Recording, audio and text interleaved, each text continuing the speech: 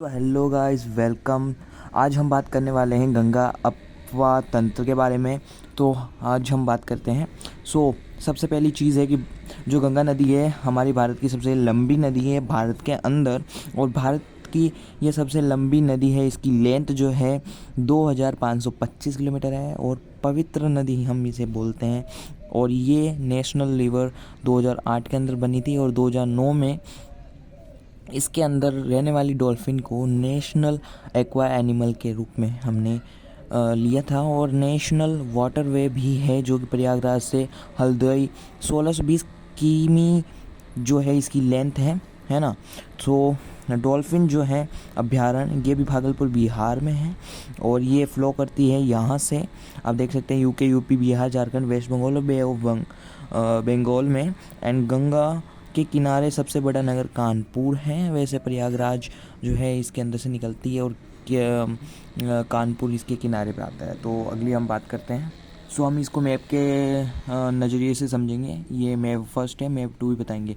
ये सबसे पहले गंगोत्री हिमालय से निकलती है, उसके बाद में इसको जानवी रिवर के नाम से जाना जाता है। उसके बाद में गोमुख एक जगह पहले से आता है जहाँ से ये भागीरथी बन जाती है, इसलिए गोमुख प्रसिद्ध है। भागीरथी जाती है आगे जो कि तियारी बांध में मिलती है, और तियारी बांध में आपको भील गन्ना गंगा है, शायद ये भील गन्ना नहीं है, गंगा नदी है जो कि मिलती है। और गोविंद प्रयाग इसका नाम होता है। आगे मंदाकिनी नदी होती है, सॉरी प्रोनाउंसिएशन में, ये इधर की साइड है।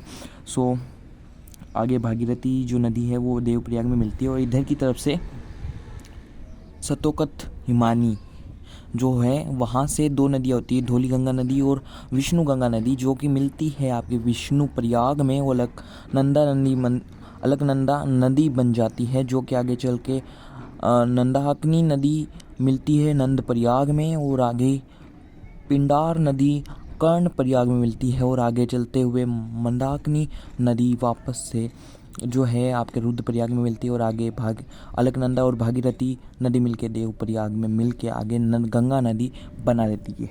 चलिए मैप टू चलते हैं। मैप टू के अंदर आपको भागीरथी और अलकनंदा नदी देवप्रयाग में मिलकर गंगा नदी बनाती है, और आगे चलते हुए ऋषिकेश में चलती है। फिर ये मैदानों में प्रवेश करती है हरिद्वार के अंदर, और आगे चलते हुए प्रयागराज में यूपी के अंदर यमुना नदी भी इसको मिल जाती है, और यमुना नदी इसमें मिलती है। और आगे चलते हुए पटना के पास एक जगह है जहाँ पे सोन नदी इसके साथ मिलती है, और आगे चलते हुए फरक्कड डैम आता है जहाँ पे हुगली नदी भी इसको ज्वाइन करती है, और आगे चलते हुए ये बांग्लादेश में पहुँच जाती है जहाँ गंगा नदी का नाम पद्मा हो जाता है, और ब्रह्मपुत्र नदी इसको ज्वाइन करती है। और ब्रह्मपुत्र को बांग्लादेश में जमुना नदी बोला जाता है, जो कि आगे चलती है और मेघना नदी मिलती है इसमें, और फिर ये जाकर अपने बंगाल की खाड़ी वे ऑफ बंगाल में चली जाती है। Thank you for watching.